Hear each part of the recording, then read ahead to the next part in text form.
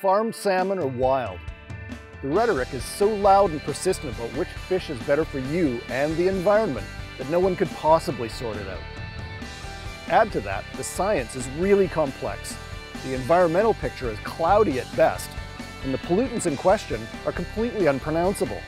Even scientists like to use acronyms like PCBs and DDT.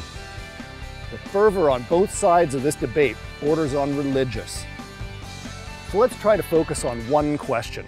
Which fish contains less pollutants, pesticides, and poisons? Wild or farmed? The Institute of Ocean Sciences here in BC recently conducted tests on several species of wild and farmed salmon, looking for organochlorine pesticides, a class of chemicals so dangerous and long-lasting, many of them have been banned for years. A Health Canada study of 129 wild and farmed seafoods collected from Canadian grocery stores found the highest concentrations of PCBs, another mostly banned carcinogen, in farmed salmon samples, but the highest concentrations of dioxins in wild crab. All the products that scientists tested were well below the Canadian safety limits for all the chemicals they detected. But in the last 10 years or so, testing has become so sensitive that they were able to detect trace amounts of more than a dozen toxins in seafoods from all over the world.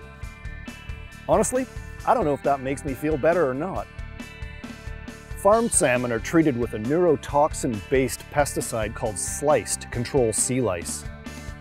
And if you cruise the interweb, you'll find a lot of hand-wringing about Slice. But Health Canada has determined that Slice is so safe that fish farms can use it right up to the day they harvest. Depending on how you feel about government oversight of the food industry, that will either be comforting or not. Another potent neurotoxin, mercury, is also found in small amounts in farmed salmon. But mercury is found in almost identical amounts in wild salmon here in BC. Reports of elevated mercury in farmed fish come from Europe. Every reputable study I looked at found that the levels of toxins in farmed and wild salmon are well below our national health standards, which are some of the toughest in the world.